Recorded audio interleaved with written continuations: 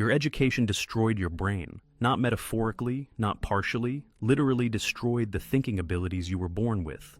And a physicist named Richard Feynman documented exactly how it happened. Brazil, 1952. A Cornell professor walks into a classroom in Rio de Janeiro. The students can recite quantum mechanics formulas perfectly. They ace every test. Every single one of them passes with high marks. Then Feynman asks one question. If light reflects off water, in what direction is it polarized? Silence. Not one student knows. They've memorized everything and understood nothing. These weren't failing students. They were succeeding exactly as the system measured success. They could recite definitions word perfect. They could solve textbook problems. They could pass every examination the university administered. And they couldn't apply a single concept to the real world. This wasn't a Brazil problem. This wasn't poor teaching. This was successful education. And it's exactly what happened to you. You spent 12 years in school, 4 more in college, maybe additional years in graduate programs, thousands of hours, tens of thousands of dollars. And here's what you can't do. Explain the basics of your own field to a curious 12-year-old without retreating into jargon. Apply what you studied to actual problems without Googling the answer. Generate original insight instead of reciting what authorities told you. This isn't your fault. Your brain worked perfectly before they got to it. The mechanism that destroyed your thinking isn't mysterious. It's documented. And once you see it, you'll understand why you struggle, and why it was never your intelligence. It was their method, the lie you were sold. Education teaches you how to think. The truth Feynman exposed, education trains you to stop thinking and start performing. There's a difference. Before school, children ask why constantly. They explore, they test, they question authority naturally. A 5-year-old sees a claim and immediately asks for evidence, shows them a magic trick, and they demand to know how it works. Tell them something is true because an adult said so, and they remain skeptical. Then education begins. By university, those same humans sit silently in lecture halls. They memorize what authorities tell them. They never question if it connects to reality. They optimize for grades, not understanding. They've learned the most important lesson education teaches. Compliance masquerading as intelligence. This isn't maturity. This is brain damage, and it's intentional. Feynman saw this clearly because he escaped it. While his peers at MIT memorized formulas from textbooks, Feynman re-derived everything from scratch in notebooks. While his colleagues accepted expert opinions without verification, Feynman tested personally, even if it meant embarrassing powerful people. While other Nobel laureates spoke in impenetrable jargon that impressed administrators, Feynman could explain quantum mechanics to freshman students who actually understood it afterward. The difference wasn't intelligence. His IQ tested at 125, high, but unremarkable for a physicist, definitely unremarkable for a Nobel Prize winner. The difference was that his brain hadn't been destroyed by the same system that destroyed yours. This wasn't about physics. Physics was just where the destruction became visible. The same mechanism that made Brazilian students memorize without understanding is the mechanism that made you spend 4 years in college without gaining the ability to think independently. The same system that made textbook committees approve blank books is the system that convinced you credentials equal competence.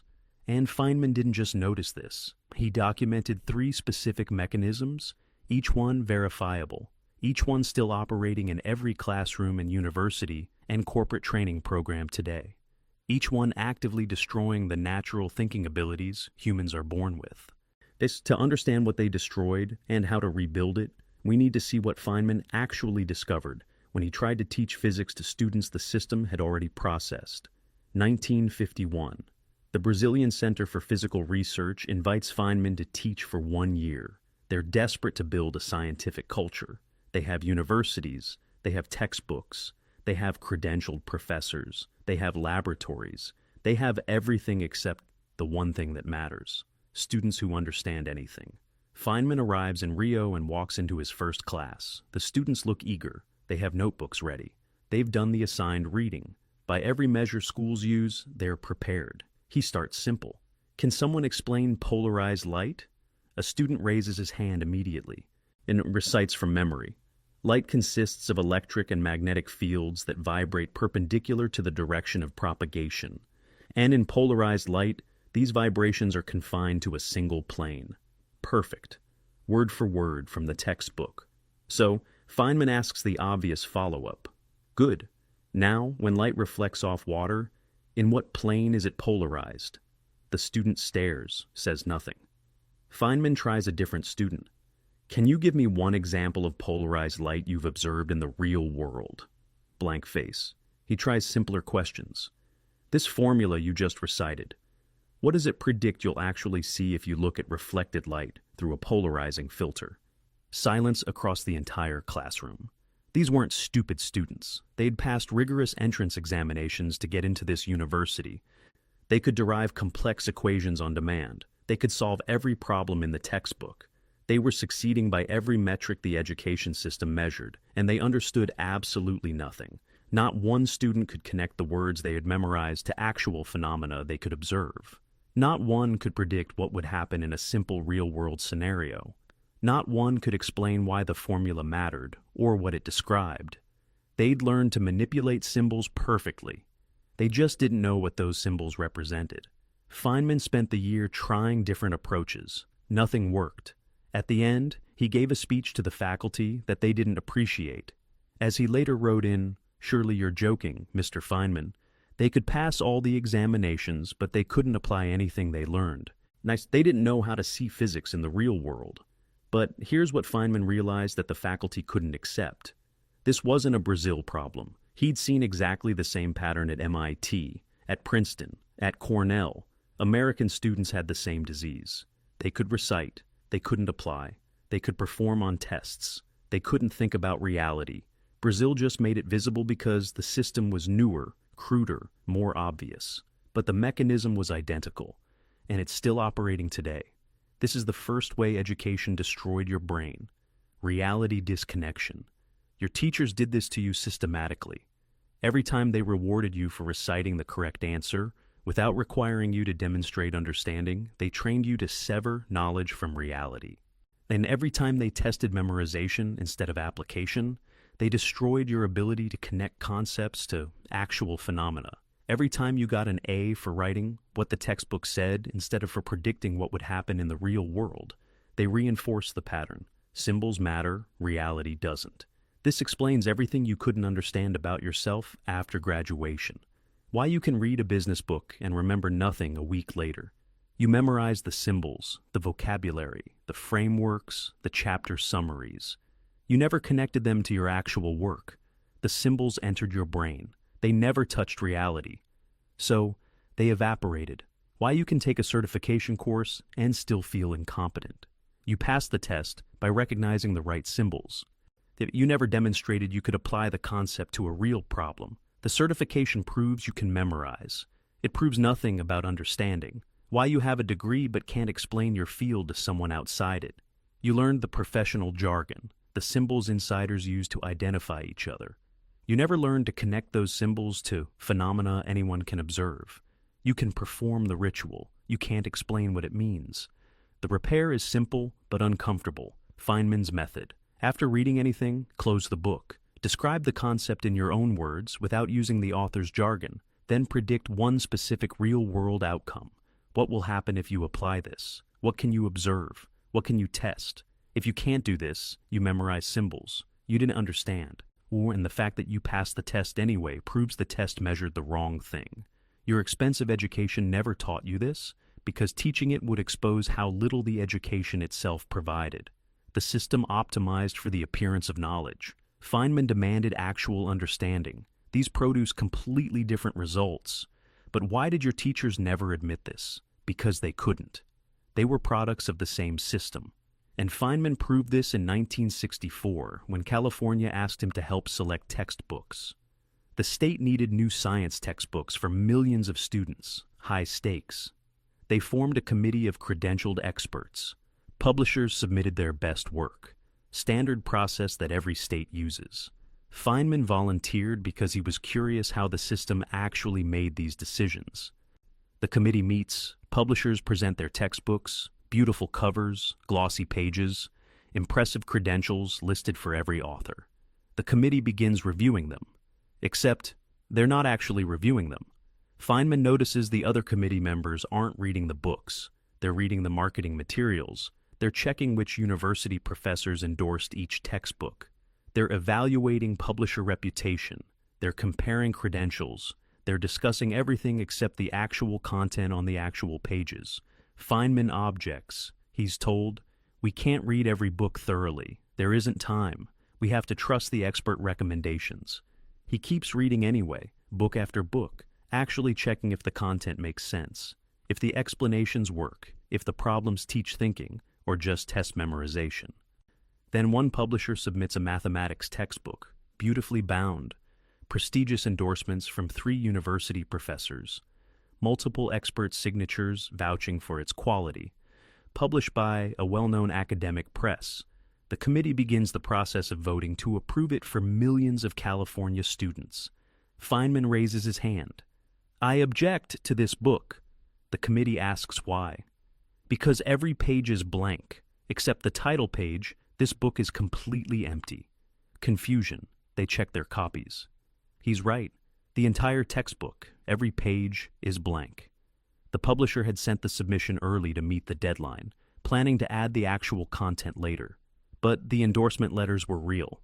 The expert signatures were authentic. The publisher credentials were legitimate. The committee had almost approved a literally empty textbook because the authorities vouched for it. Not one member except Feynman had actually opened the book to verify the content existed. As Feynman wrote in, "Surely you're joking, Mr. Feynman," the whole system was designed to avoid independent judgment, verify nothing, trust authority. It was intellectual fraud masquerading as education. This is the second way education destroyed your brain: verification, abdication. The system didn't just fail to teach you to verify claims independently. It actively trained you not to. It punished verification and rewarded obedience. Every time a teacher told you, "Harvard research shows," without teaching you to examine the methodology yourself, they trained you to worship credentials instead of evidence. And every time they penalized you for questioning the textbook, they trained you that verification is disrespectful. Every time they rewarded you for citing authorities instead of testing claims, they destroyed your ability to think independently. By graduation, you'd learn perfectly, check the credentials, trust the experts, verify nothing. This wasn't laziness. This was systematic training, and it explains your current limitations. Why you believe advice from business gurus without testing if it actually works for you. You were trained to trust credentials over results. The guru has a best-selling book and a large following. That's the credential check. Whether the advice produces results when you apply it, you never learned to verify that. Why you accept study conclusions because they're from prestigious universities without examining if the methodology was sound. You were trained that verification is the job of other experts, not you. The university is ranked highly. The journal is peer-reviewed. Credential check complete. Whether the study actually proves what it claims, you were trained not to ask. Why you say experts say in arguments instead of "I tested and found." You were trained that citing authority wins debates. Understanding and verifying for yourself, that was never rewarded. In fact, it was often punished as questioning the teacher. The repair is uncomfortable because it requires admitting how much you currently accept without verification. Feynman's method. When someone cites authority, ask, "What's the actual evidence?" When an expert makes a claim, or ask, "Can I verify this myself?" When a credential impresses you, ask, "What can this person actually demonstrate?" Your education taught you this was disrespectful. Feynman proved it was the only path to genuine understanding. At Los Alamos, he famously picked locks and cracked safes, not for mischief, but to prove that security measures authorities claimed were perfect, had obvious flaws anyone could exploit. When physicists claimed certain calculations were impossible, he did them using different methods. When textbooks presented settled science, he checked if it actually predicted observations accurately. This wasn't arrogance. This was basic intellectual hygiene, the kind 5-year-olds practice naturally before education trains it out of them. But the destruction goes deeper. Because even students who somehow maintained reality connection and verification habits faced the third mechanism, the one that killed original thinking entirely. MIT, 1939. Richard Feynman arrives as an undergraduate, brilliant kid from Queens, talented at mathematics. His classmates are equally talented. Many have higher IQs. Several will go on to successful academic careers. But within 5 years, Feynman will be solving problems at Los Alamos that physicists decades older can't touch. The difference wasn't intelligence or talent or work ethic. The difference was what he did with his time when nobody was watching. While his classmates optimized for grades, studying exactly what professors wanted, memorizing exactly what tests required, focusing entirely on getting perfect marks, Feynman kept a notebook. Not for class notes, for problems nobody assigned, for questions that had no right answers in the back of the textbook, for physics he was genuinely curious about, but that wouldn't appear on any exam. He re-derived formulas from scratch to see if the textbook's method was actually the best method or just the standard method. He invented different notations to see if they revealed patterns the conventional notation hid. He worked problems the wrong way, the inefficient way, to understand why the textbook's way worked. His professors thought this was stupid. Why derive a formula yourself when the textbook already provides it? Why explore alternative methods when the exam tests the standard method? Why waste time on curiosity when grades reward efficiency? It is that Feynman's inefficiency built something schools can't measure and don't value. Understanding that generates new knowledge instead of just reciting old knowledge. By the time he reached Los Alamos at age 24, Feynman could approach problems that senior physicists couldn't solve. Not because he knew more formulas, because while they knew the right answers to known problems, he understood the principles well enough to generate approaches to unknown problems. As he later explained in Surely You're Joking, Mr. Feynman, discussing his problem-solving approach, I had a different box of tools. Everyone else learned the standard tools and used them efficiently. I built my own tools from scratch. That meant when a problem didn't fit the standard tools, I could make new ones. They couldn't. Your teachers destroyed this ability in you. This is the third mechanism, curiosity replacement. Education systematically replaced your natural exploratory curiosity with goal-directed compliance. The motivation shift seems small. The cognitive damage is catastrophic. Every time they rewarded you for finding the right answer quickly, instead of exploring the problem deeply, they trained you to optimize for performance instead of understanding. Every time they penalized inefficient methods, even when those methods built deeper comprehension, they trained you that the goal is the grade, not the knowledge. Every time they made you feel stupid for being curious about something that wasn't on the test, they trained you to kill your natural curiosity and replace it with strategic compliance. That children explore because they're curious. Students study because they need the grade. The shift seems natural. It's actually devastating. Curiosity generates understanding because it follows the natural logic of the subject. You explore what genuinely interests you, which means you pay attention, make connections, remember details. Compliance generates performance because it follows the artificial logic of the test.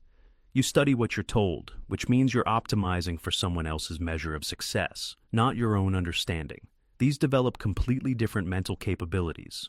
Curiosity asks, what happens if I try this differently? Compliance asks, what does the teacher want? Curiosity builds flexible understanding that transfers to new problems. Compliance builds rigid performance that fails the moment the test format changes. Curiosity creates Nobel Prize winners who can generate new knowledge. Compliance creates credentialed professionals who can only apply existing knowledge. And schools are very, very good at killing curiosity and training compliance. They've had practice. This explains why you struggle now in ways you couldn't articulate. Every time you start learning something new and immediately ask, what's the fastest way to master this? You're using the broken thinking education installed. Natural curiosity doesn't optimize for speed. It explores for understanding. But you were trained to optimize for the grade, the certification, the credential, the external measure, not for genuine comprehension. Every time you judge your learning by external metrics, certifications earned, courses completed, credentials accumulated, instead of by what you can actually create or explain to others, same mechanism. You're measuring compliance, not understanding. But compliance was all school taught you to value.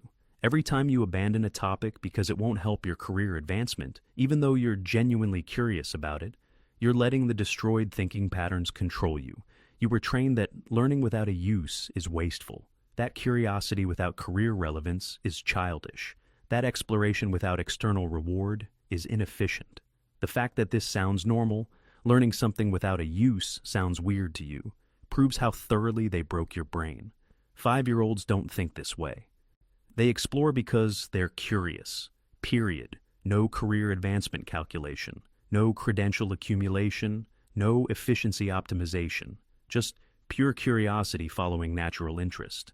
Then school starts, and within a decade, that same human won't explore anything unless it offers external reward. The repair requires doing something that feels ridiculous because of how damaged your thinking has become. Feynman's method. Pick one topic you're genuinely curious about, but that offers absolutely zero career advantage. No resume line, no certification, no professional development, just pure curiosity. Explore it with no goal except understanding. Read about it not to master it quickly, but to see what's interesting. Work problems not to get the right answer, but to see what happens when you try different approaches. Take notes not to study for a test, but to think through confusions. This rebuilds the thinking ability education destroyed. The ability to follow curiosity wherever it leads. The ability to value understanding over credentials. The ability to think instead of perform. Your expensive education never taught you this. Teaching it would require admitting that credentials don't equal competence, that grades don't measure understanding, that the entire system optimizes for the wrong outcome. Schools produce graduates who can pass tests but can't think. Feynman proved you could do the opposite. Think deeply while treating tests as trivial side effects. The system hated him for it. But he won a Nobel Prize while most of his better credentialed classmates remained unknown. When you combine all three mechanisms, reality disconnection, all verification abdication, and curiosity replacement, you get what schools proudly call educated. Disconnected from reality. Can recite definitions, but can't apply them to observable phenomena. Worshipping authority. Can cite experts, but can't verify claims independently. Optimizing for compliance. Can pass tests, but can't generate original understanding. This is what your degree certified. Not that you can think, that you can perform. Not that you understand, that you can obey. Not that you can create new knowledge, that you can recite old knowledge accurately. And this explains everything you couldn't understand about yourself after graduation. Why you forget books immediately after reading them. You were trained to memorize for the test, not to connect to reality. Once the test ends, the symbols evaporate because they never meant anything. Why you have credentials but lack confidence. You were trained to perform for evaluators, not to verify for yourself. You don't actually know if you understand because you never learned how to check independently. Why you can recognize good work but can't create it yourself. You were trained to identify what authorities approve, not to build from first principles. Recognition and creation are completely different skills. Why you feel like an intellectual fraud despite years of education. Because you are. The education taught you to fake understanding convincingly. It never taught actual understanding, and some part of you knows this. None of that was your fault. Your brain worked perfectly before they got to it. Every single child asks why, constantly. Tests everything. Trusts nothing without evidence. Explores because they're curious, not because someone will give them a gold star. Then education begins. 12 years of systematic training. Stop asking why. The teacher said so, that's why. Stop testing claims. Trust the textbook. Stop following curiosity. Focus on what's on the test. Replace thinking with performing. Replace understanding with obedience. Replace natural curiosity with strategic compliance.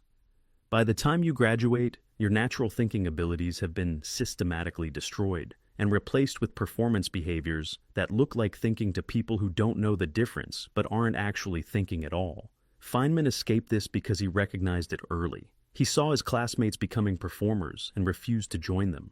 While they optimized for grades, he optimized for understanding. While they memorized what authorities said, he verified personally. While they studied what would be tested, he explored what he was curious about. The system punished him for it repeatedly. Professors told him he was wasting time. Classmates told him he was being inefficient. Administrators told him he was arrogant for questioning textbooks.